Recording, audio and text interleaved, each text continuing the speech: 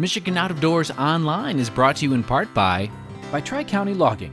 Experienced in sustainable forestry practices, Tri-County Logging can help you manage your property by keeping your woods healthy and generate income. Serving southern and mid-Michigan for nearly 50 years, TriCountyLogging.com. Well, everybody, welcome to Michigan Out of Doors. Thank you so much for joining us this week. It is hard to believe, but we are less than 2 weeks away from some of the hunting season starting here in Michigan. Some early waterfowl action, as well as the elk season opener start on September the 1st. But before we get to that, lots of good fishing still to be had around the state.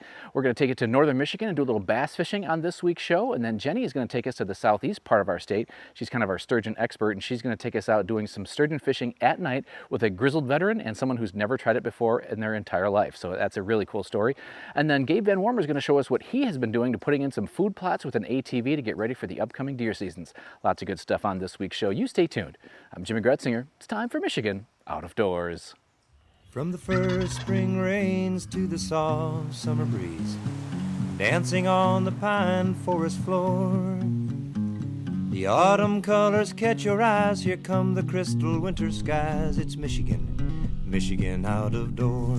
What a beautiful day in the woods. Someday our children all will see this is their finest legacy, the wonder and the love of Michigan. As the wind comes whispering through the trees, the sweet smell of nature's in the air. From the Great Lakes to the quiet stream, shining like a sportsman's dream, it's a love of Michigan we all share.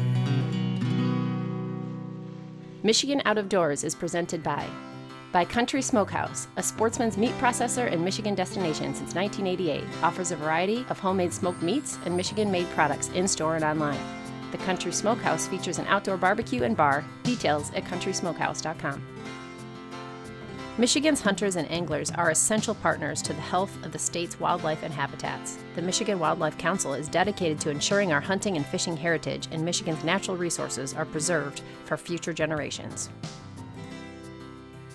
By Greenmark Equipment. Greenmark Equipment is a John Deere dealership network in southwest Michigan and northern Indiana. Greenmark provides sales and services to farmers, commercial businesses, large property owners, and homeowners. Information about pricing and products available can be found online at greenmarkequipment.com. Yeah, we're going to go out on the first trip of the year for me. We're going to go out tonight and we're going to feed some sturgeon and hopefully not the mosquitoes. We got the back end of the rain here. There's a little rain passed through earlier, so we got, I think, really good weather conditions tonight. It's a little bit cloudy and winds are going to settle down a little bit, and we're just going to fish hard. So I've lived out here my whole life and I've never caught a sturgeon right in my backyard. So all right, we're going to see if Jim can get it done. Yep. I'm excited. She tells me she's been fishing for walleyes before but never caught a sturgeon, so once she gets her first one, she'll be just like me. She'll be spoiled on them, and she'll be switching gears in July. We were in for an exciting night. I've been on Jim's boat many times over the years, and he always manages to find the fish for all the first-timers he's hosted out here on the St. Clair River. We're setting up just off the first drop-off. We're going to be in about 32 feet of water right here, so hopefully we can get a fish before dark. All right. If not, game plan is we're going to try this spot for starters and give it maybe an hour and a half, 2 hours at most. If it doesn't work out, we're going to move. That's the game plan tonight, so we're going to get set up here. We're not going to get too fancy tonight. We're going to keep it real simple. We've got a slip sinker rig. The sinker just rides on a snap swivel by the main line. Everything on here is 50-pound test. Wow. So we're going to put a big gob of crawlers on here.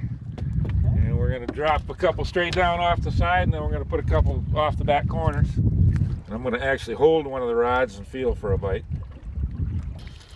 Heavy duty rod, kind of a sensitive tip. And I'm on bottom here. And a lot of backbone in that rod so we can fight a big fish. And we're all set. First one in. Just watch the rod tip, eh? As the sun goes down, it gets a little more difficult to see those rod tips out here on the river. Jim showed us an old trick of the trade. He takes glow-in-the-dark bracelets and zip ties them to the ends of the rods so they're highly visible in the dark. He was in the middle of doing just that when we had a taker at the end of the line. Oh, there he is. Fish on, fish on. Could be a catfish, could be a sturgeon. Let me check that drag. You're good. Is this a left? Oh, It's a decent Is fish. that a left-hand pole? It's a decent fish. Oh, maybe it is. Holy moly! Get a master angler catfish. Yeah, you do. Whoa! Get him over here, wait there. Whoops. Here we go. Whoa! Give me a little bit of line there. That's crazy. That's a nice He's a fish. big catfish. Yeah. Not our target species, but you want to hold on to him? Watch those spines there. I don't know if I'm pretty holding it heavy. right. My hand's not big enough. Pretty sweet. Yeah. All right. We heading All back right. in? Yep. I'll gently. So long, little guy. Yep. All right, that's the warm up now. So that's the warm up. Yep, we're just getting started. Yeah, it's just we're one catfish, one walleye here. So we've been here for a little while. We're gonna pull up rods, gonna make a move up to another spot that's treated us well over the years. So we've caught a few fish in that other spot. We're gonna go back there and see if we can't make it work again tonight.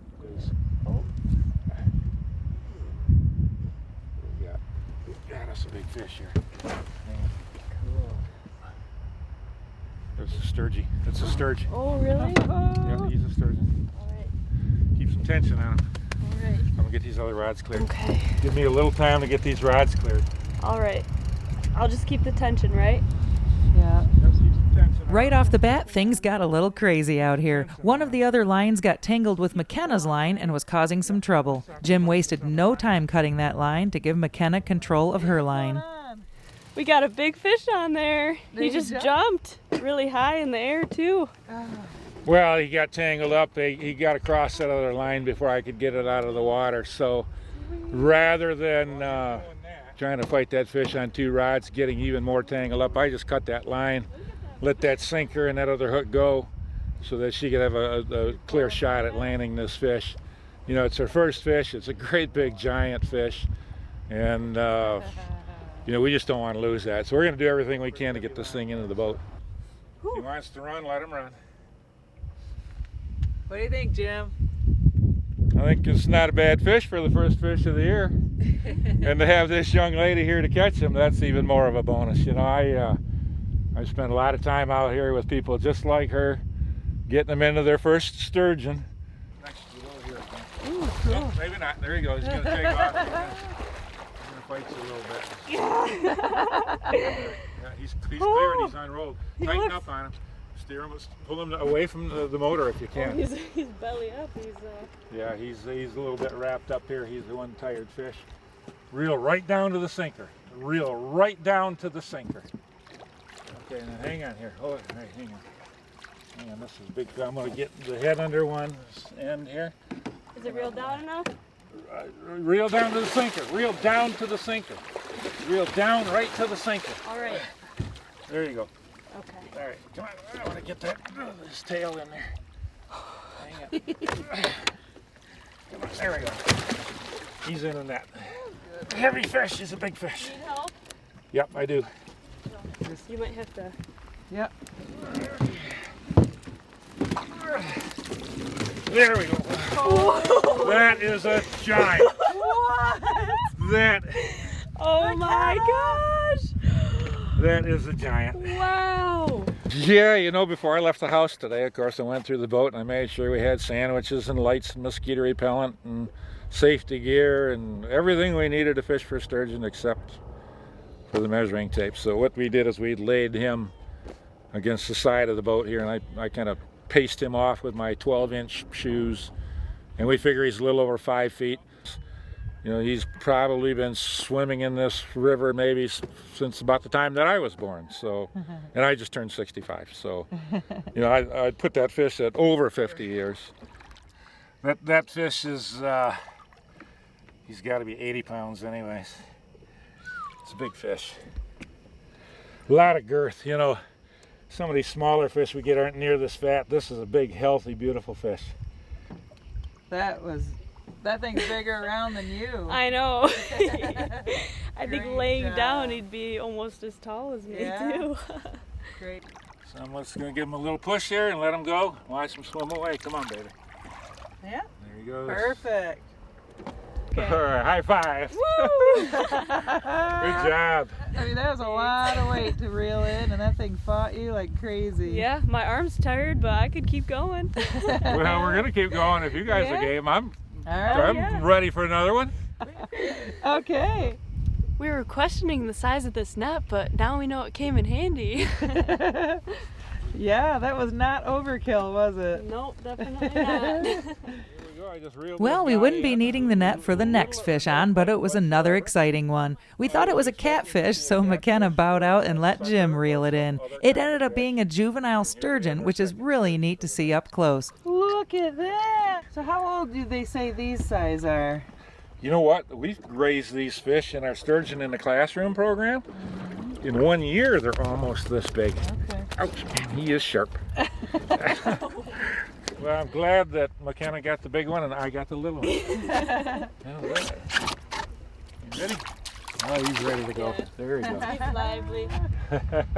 With all the excitement already tonight, we thought we'd fish for a few more minutes and call it a day. And wouldn't you know it, another rod went off and McKenna was bringing in a third sturgeon of the night. Is that a, oh, it's a sturgeon. The only place in Michigan we have a very long, a very liberal sturgeon season here. You know, there's only a few areas in the state where you can fish for those, and you know, we want people to come and visit the local businesses, take advantage of the fishery, spend some money here, of course, and it's good for the economy and introduce people to what we have right here in the backyard. But yeah, what a great experience, and if she becomes a regular sturgeon angler here, that would just warm my soul. And that's what Sturgeon for Tomorrow here is all about, sharing the experience with others.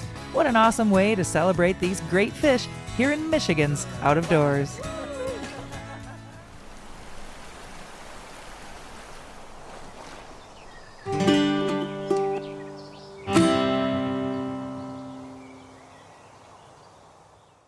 Well, one thing that we have ample opportunity here for in the state of Michigan is bass fishing, whether in the Upper Peninsula, the northern or southern lower, lakes all over the place. And it's always fun to get out with a good buddy like we're going to show you right now in this next story in northern Michigan.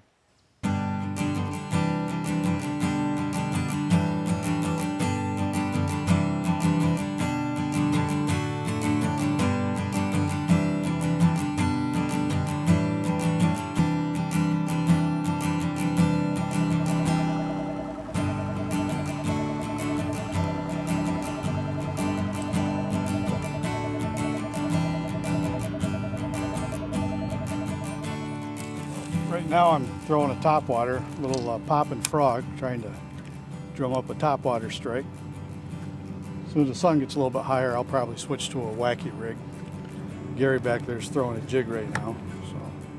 So, on this lake, usually Cinco, wacky rigged, or pig and jig, or lipless crankbait are my three favorites out here. Unless we get back into the lily pads and the shallows, then I'll get my frog out. I think that's probably one of my favorite ways to fish. Of course, it should be everybody's favorite way to fish. Who could stand the blow up on a frog, you know, and a bunch of lily pads? The anticipation's almost as good as the blow up. The topwater bite was a little slow, but we were finding a few fish on a jig and Cinco, a couple of tactics that these guys use on a regular basis. Today we were hoping to find some bigger bass and decided to cover lots of water looking for them. Caught him on a wacky rig. Well, he might not be so small. Yeah, he's starting to fight now.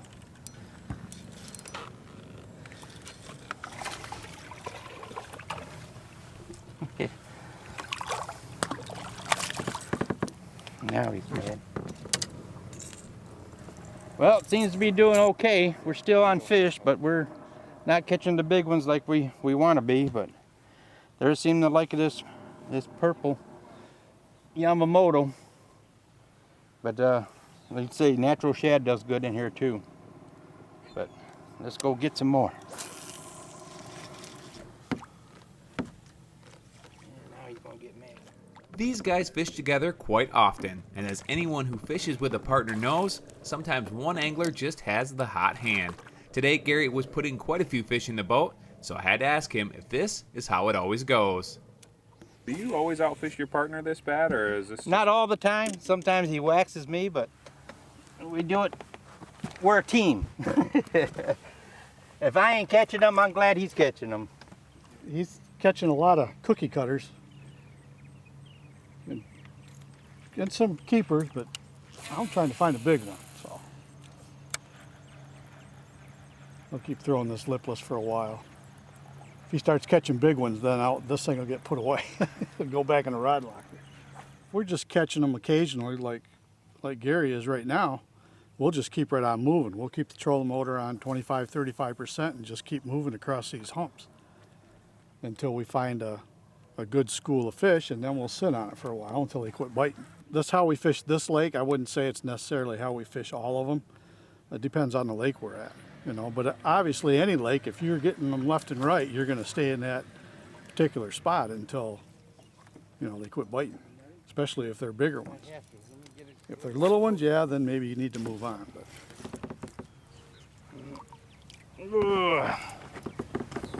it's a heavy little rascal. Open up. Yeah, not a bad size there. Going slow. I don't know what happened to him. We're still grinding it out. We're looking for some big ones. We got some small ones, but we need some big ones there to make the day go by. They just seem to be hitting this wacky rig for some reason. Maybe I have to get my dynamite out. Straighten it out. But I don't know.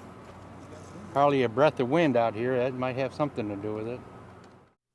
Randy and Gary have both been fishing for quite some time, and in addition to fishing for fun, they also enjoy the tournament side of bass fishing.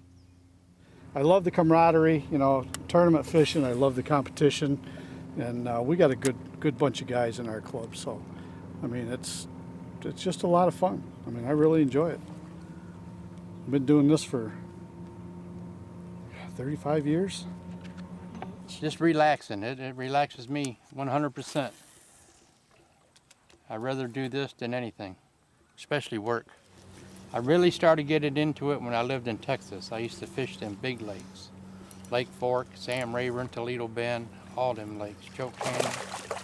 And my buddy took me fishing one time. I was hooked. And next thing I know, me and my wife went out and I bought a little aluminum boat, and then I got a bigger aluminum boat, and I got a fiberglass boat, and I got a bigger fiberglass boat. But now I think I'm done. That's why I got a buddy who's got a big boat, so I fish with him. Putting up a pretty good fight.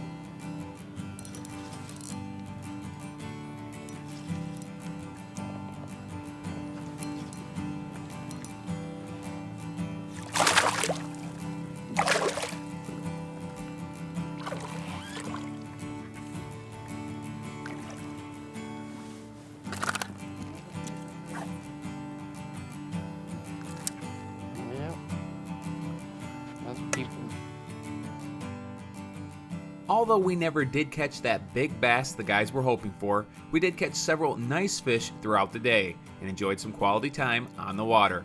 Special thanks to Randy and Gary for letting me tag along on a fun day of fishing here in mid-Michigan.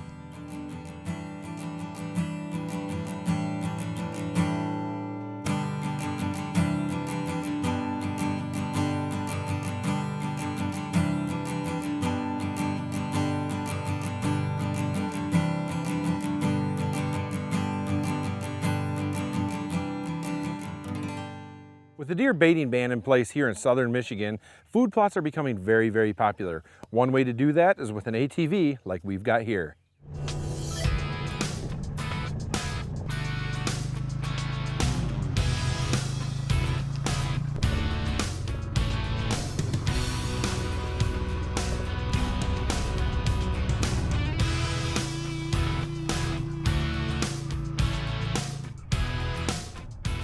Well, there's all sorts of options out there for ATV work with food plots. The problem with ATV food plot machines are they don't have a whole lot of weight. With an ATV, you can't pull a whole lot behind it, and there's not enough weight to actually work up the ground and break it up. That's where the Groundhog Max ATV plow comes in. I've been using one of these for many, many years. It works really well. One of the cool things is you can transport it just like this. It goes up. You put it on the back of your machine, you can drive wherever you're going, and if you can get an ATV into the spot where you're going to put the food plot, it'll go into that spot. You don't have anything wider than the ATV, it's inside. And if you look at this, it looks quite small. It's inside the tires even. It doesn't look very big, but you can go very, very fast with this. You don't have to go real slow to incorporate the, to work up the ground to break it up. It makes working it up very quick and very easy. Another thing is you can back up, so you can back right up into a spot and go forward. You don't have to worry about something on the back of your ATV. Now you may be thinking that this is a very small plow, but it puts a lot of force in one small area, so it's able to break up the ground very, very well. The force of the machine, the weight of the machine, is pushing this thing into the ground. So when I get to where I'm going, all I have to do is pull a pin, flip it upside down, drive it up on some blocks, drop it to the ground, pin it, and I'm done. It's ready to go. It takes about 2 minutes to set this thing up, and then you're golden. You can go ahead and rip up the ground, no problem. Another cool thing is you can use almost any machine. For many years I've used an air-cooled Honda 300 for this work, and it's done just fine. I've since upgraded to another used quad, but it's only a 500 and it's liquid cooled, but it's nothing extraordinary. I don't need a big heavy machine to do this work. So the food plot that we're going to be working up today is a nice little pocket area. We cannot get a tractor through a wet spot up here, and it's too tight to come in over here. There's no way to get a tractor into this food plot. But my ATV, I can get in no problem. So I put this up in transport mode, and then when I get here, I'm going to pull up on it a couple blocks, drop it down, pin it, and I'm ready to go. The Groundhog Max ATV plow is a great option for those looking to get into a tight spot, put in a food plot, and get out.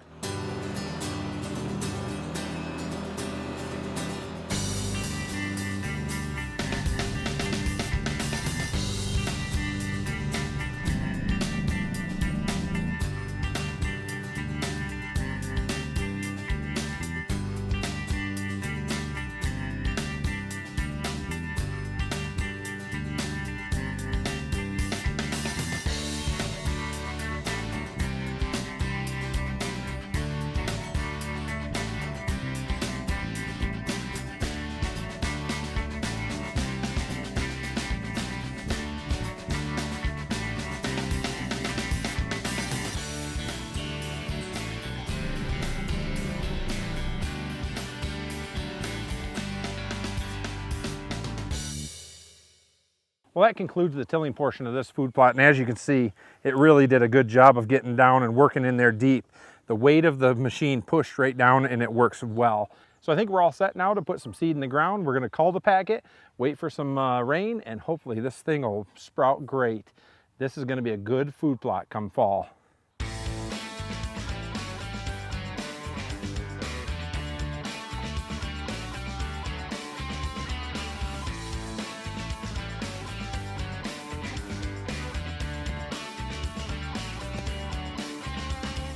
Well, we've got everything tilled up, and now starts one of the most important parts of the process, and that's cultipacking. We need to provide this small seed. We're planting clover in these food plots. We need to provide this good seed to soil contact.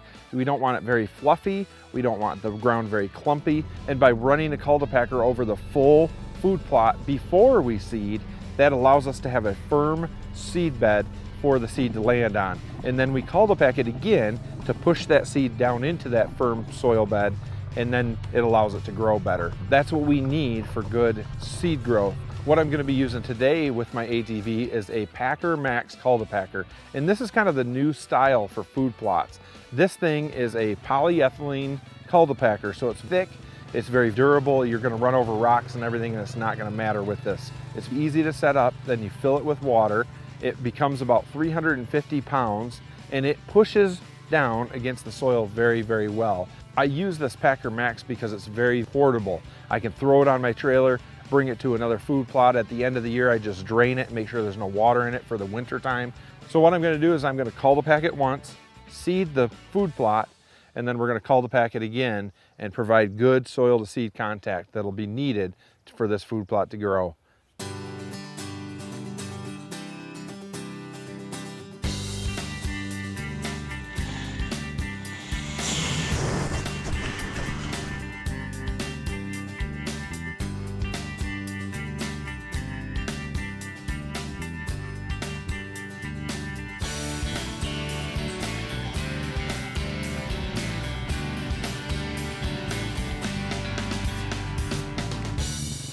Well, now that we got our clover in the ground, all we've got to do is pray for rain. We've got our trail camera set. We'll see what starts coming into this food plot once it starts growing. Hopefully this will be the food plot we kill a big buck on this fall.